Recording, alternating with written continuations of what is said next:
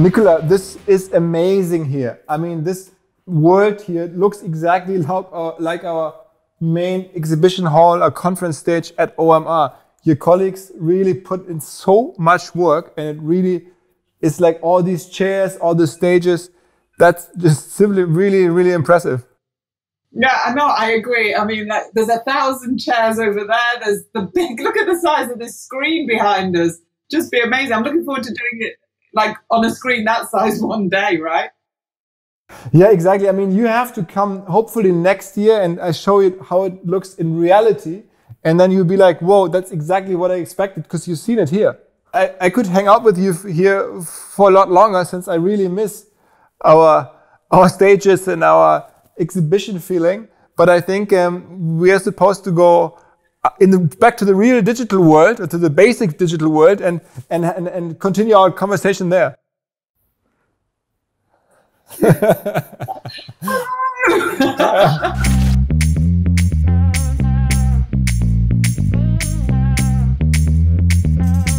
Hey, nice Nicola. to see you again. Yeah, absolutely, absolutely. How is it going in the most beautiful home office I've ever seen? Oh, thank you. That's very nice. Yeah, no, it goes good. But you're sitting there in the home office for a year now, over a year now, right? Yeah, so I mean, I can't believe it's been over a year that we've been in these little rooms in our houses. I'm jealous of you being in the office, in the environment that you have.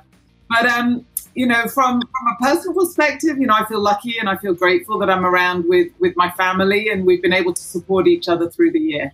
What's the situation like at Facebook? I mean, what are the priorities and the challenges now in the lockdown era?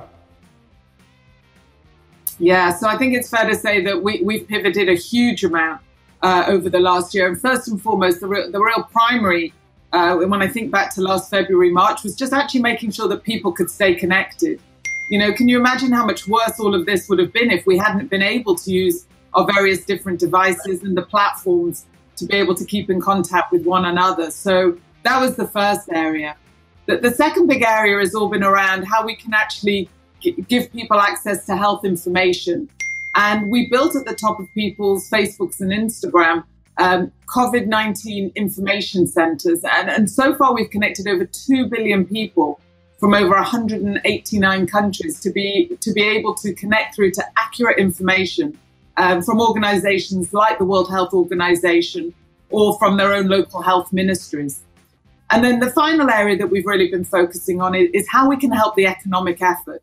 So how we can help small businesses through this time, which has been really catastrophic for so many businesses around the world.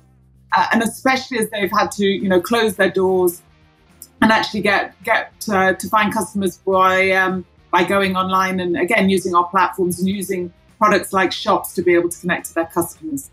And what do you hear on the marketing side? I mean, you talk to a lot of brands, to a lot of people in marketing. What do you hear from them? What's the situation like for marketing people these days? Yeah, well, I think a similar thing, which is, many people, all the plans got ripped up and people looked to see how they could shift online. And even if you were the most sophisticated of online marketeers, actually there was more that you could do because more customers were coming online. So you needed to find new and different ways that you could actually be able to connect with them. And, what we've seen really is 10 years worth of change when it comes to buying online that really happened in those first 3 months of lockdown last year, and it's continued. So if I look at grocery deliveries now, McKinsey says that actually it's increased across Europe by 50%. And it's not just groceries, even big ticket items, things like 50% of people now saying they'd buy a car online. I think it would have taken years till we started to see numbers like that. And here's the thing, even as we start to see with the vaccine efforts that things are opening up, actually a lot of these behaviors, because they've been cemented over so many months, are actually here to stay. And, for the marketers out there, they're really seeing that their investments in digital are paying off. They're getting really strong return on investments. So I'm predicting that actually we're going to see even more exciting things when it comes to digital in the months and the years ahead. I think marketeers are going to get even more creative, more innovative, and more profitable as a result. What do you hear around e-commerce? I mean, you just mentioned a couple of e-commerce examples. Any opportunities that you can point to, like precisely that amazed you? Yeah, so many things. It's been such an exciting year, and especially as we've seen so many more verticals of products coming online as well. I think, you know, people used to say, you know, nothing beats going into a store and having that experience of finding something you didn't know you wanted. Actually, we're seeing now more and more that with what we're calling discovery commerce, you can get that feeling. And, you know, I think about when I used to go into clothes shops, and it's been a while since I went into one, but maybe I'd go in there looking for a T-shirt and I'd come out with you know, something else, you know, pair of trousers and a bag, because that person had inspired me. We're seeing that now, especially on our platforms with things like with Instagram, where you can be going through your feed and then actually something comes and surprises you. And it's a lot to do with personalized advertising as well. One of my favorite examples of something I could never even have imagined was around December last year. I was looking for a birthday present for my husband, and he loves whiskey. So I was searching around looking for something interesting, you know, an interesting whiskey bottle. And then into my feed, I kid you not, came a product, an ad for whiskey flavored toothpicks. Okay. Not in my right mind. Can you imagine? I couldn't have imagined even thinking to buy whiskey flavored toothpicks. Well, as soon as I saw it, I had to buy it. And I just thought that was so fantastic. That it knew exactly what I was looking for. And I was able to do this and enjoy and benefit from discovery commerce. And my husband's reaction was exactly the same as yours when I gave it to him. And he thought it was hilarious. So I think, you know, we're closing the gap more and more between the physical and the digital offering. And especially when we think more about, you know, what you and I were just doing, and we think about the world of augmented and virtual reality, we're seeing, you know, companies now like Ray-Ban, Luxottica with Ray-Ban, actually the ability now to try on the sunglasses on Instagram filters. We're seeing more and more makeup and beauty brands where you can actually see what the lipstick or the eyeshadow might look like on you. And, you know, the return on investment that these brands are getting is, you know, 5-6 times, and, you know, 600% growth on the products that they're using in this way. We're on day one of this. And so I think this is a really rich and exciting area for marketeers. Is it just perfect timing, or was it planned all the time that you launched Facebook Shops and the whole like e-commerce initiative around Facebook and Shops? Yeah, Facebook Shops was something that we'd been looking at for a while, but it's fair to say that we really accelerated a lot of the work that we were doing in it in response to what we were seeing from, you know, small businesses. And our goal as a company is really to make shopping so much more seamless and really be able to empower anyone from, you know, an entrepreneur to the largest businesses to be able to use our apps to connect, you know, with customers. And so what Shops does is to create a single online store for customers to access on Facebook and Instagram. And we're continuing to add features to it to really to help people to discover and to shop for the things that they love. And here's the thing, it's free. It's free, and it's really easy to create a Facebook shop. And we're now seeing that we have over 1 million active shops and 250 million people actively interacting with shops every single month. So it's out there, and if you're thinking about it, just get on, give it a try. One story on regards to the e-commerce thing. I sent you a link with a video from my mom, because when the whole COVID situation started, she got in trouble. She has a very small gift store where she's working like 75 now, still like standing in her shop in a small town in Germany. And then she had to close down the shop, and she had all kinds of, you know, articles purchased. And so I explained to her online how she can now leverage Instagram to actually sell the stuff. And now my mom is actually like an Instagram seller and an Instagram heavy user. And so that's a very funny development. Oh, I love that. Now tell me what your mum's name is and the name of the shop, because everybody's going to want to go and buy things from her now. Go on. Yeah, exactly. I mean, the name of the shop is actually Jam Pot. She used to start out with just selling jelly or jam. So it's called Jam Pot. She used to import the jam from the UK, like in the 70s. That's how it all started. She like bought jam in the UK, sold it here in Germany. And then it changed from jam and jelly to like all kinds of gifts and smaller decorative items for you know, for like everybody, for you know, for your flats, for your houses. And so it's Jampot, and her name is Westermeyer, like me. I send you the link. I send you the Instagram account, and you see like my mom like working there, and you know, it's a 75-year-old lady, but I think she's happy about it. I mean, it's like one of the things I hear, or the most questions about is direct to consumer, D2C. That's the new big buzzword in the market, you know, in my ears at least. Is that like also D2C based, what you just mentioned, like all these shops, where they come from? What do you hear about D2C? Yeah, very much so. I agree with you when I'm having conversations with a lot of CMOs. And many of them never went, you know, direct to consumer. I think everybody's reimagining different ways of what the customer journey could look like and how they can, and especially through, you know, things like personalized advertising, how they can have different conversations with consumers that they never were able to have before. I think that's really exciting because I think it's also making marketeers think about, you know, the product offerings or how they're packaging different products up, depending on how, you know, the routes to market that they're looking at selling now. So yeah, I think D2C is a big thing. What's your perception of Shopify? I mean, people here in Germany look a lot at Shopify since the founder is a German guy. I mean, he actually is living in Canada now, but like, I know that you're collaborating with Shopify here and there, but like, how do you perceive them? Yeah, well, they're a really important partner of ours, and we've been working with them for 5 or 6 years now. And actually, Mark had the CEO, Tobias, who you were just talking about, actually joined us for the launch of shops last year. And, you know, businesses can, you know, really use third-party platforms like Shopify to help manage their shops. And, you know, partners are able then to provide ways to set up rich product categories, create the shops, test the checkout, and again, help towards that vision of making a much more seamless and faster shopping experience online for people. Because we want to make it easy for anyone to start a business online and take away some of the pressures that small businesses are facing, small business owners are facing right now. So you're partnering with Shopify. It's not a competition, it's a partnership. Very much so. Okay. And then talk a little bit about the changes in advertising that we see elsewhere. I mean, like as much as you're partnering with Shopify, it feels like there's the whole ecosystem has become a little more competitive between you guys and then what Apple is doing and maybe the whole cookie changes. Can you talk a little bit about that?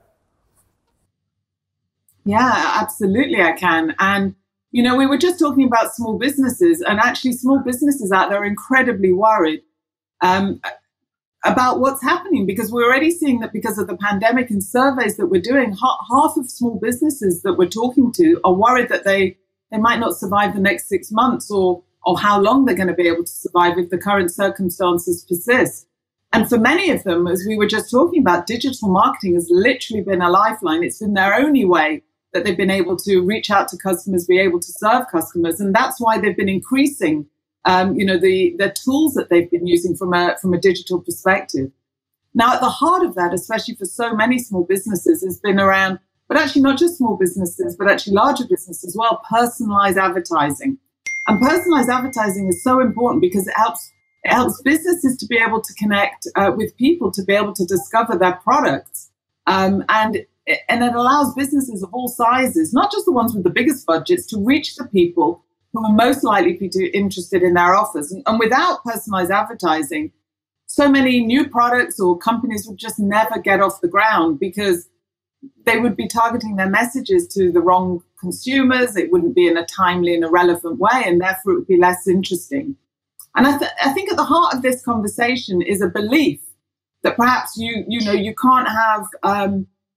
can't use people's data in a way that respects people's privacy. And that's not true, because we absolutely believe that you can, and we do, build privacy-enhanced technologies that allows us to personalize advertising whilst also processing less personal data as well. And it's really allowed, and what to date this has allowed is a sustainable ad-supported internet that is benefiting both people and businesses. But I think it's also important, and one of the journeys that we've been on is to make sure that we're giving people much more transparency and much more control over the experiences that they have when they're on our platforms. So we've created tools like, why am I seeing this ad, that you can click on and it will explain, or, you know, changing your ad preferences so you can actually understand what sort of advertising that you're getting and why. So it was a short question, but there's a lot of answers in there, because I think it's so important to really understand the sort of internet that we want to get and why. But do you feel like the ecosystem is changing due to some big strategic moves by certain players? Yes, I think it certainly has the potential to do so. And, you know, the concern that we have in particular is about the impact that it's going to have on those smaller businesses. And especially at such an important and a crucial time that we're living in right now. We started this whole thing here with VR and with all our Oculus on. I know that this is like a huge topic for you. And like when I read what Mark Zuckerberg puts out, he seems very committed to VR, and the whole company seems very committed to VR. Explain why that is and how that happens now. What's happening now in your company? Yeah, look, you and I just had an amazing experience, but we're seeing now with the Quest 2, I mean, it's our fastest growing VR headset, and more people are using it to stay fit, play games, and collaborate for work. And we're now we're hitting this inflection point where VR is moving into the mainstream, and we're really diversifying our user base. And with Quest 2, we saw that more women now are using it than the previous headsets, which is really exciting. But actually, it's now much more than games and entertainment, because there was a recent report by PwC that said by 2030, over 23 million jobs are going to be enhanced by AR and VR. And what we're most excited about, and I think what you and I got to really experience, is something that we're calling social presence, which is the feeling that you're in the same space as somebody. And that maybe you're playing or building or working or collaborating together in real time. And we're actually seeing that over the last year in particular. So there's in the US, there's a company called Loom. And they decided that the video calling really wasn't cutting it for them anymore. So they sent Quest 2s to every employee. And then they got them together on this virtual tropical island getaway. They had like an offsite. And, they were able... You're only limited, I guess, by your imagination there. They ran with the nautical theme. They had, a virtual dance floor for the celebrations. They had obstacle courses with, giant octopuses. And I thought it was a lot of fun. And I was actually thinking, maybe that's something, to try for OMR next year. I don't know. I think we'll start to do more and more of that. What do you think? You up for that? Maybe not a nautical theme, but something else? I would try. I mean, for me, it's all new. It's when you try it on for the first time, it's completely unexpected. And so I have a hard time imagining what is possible, like where it's going. And I can totally see like a lot of business to business applications now changing. And like you mentioned, games and sports and I just have to get used to all these things that are probably out there, and it's you feel like there's new world opening up, and you don't know exactly what's coming first. Yeah, I think that's so true. I was hearing also about doctors, heart surgeons practicing in VR before they get onto people. So just amazing. As I say, the only thing that we're limited by is our own imaginations. Yeah, well, it's okay. Yeah, we need to go deeper into this, and you should come to my podcast thingy sometime soon. Well, I would absolutely love to do that. So, well, just send me an invite then. Okay, thank you, Nicola. I certainly send you an invite for the podcast. I'm looking forward to it coming soon. Thanks again.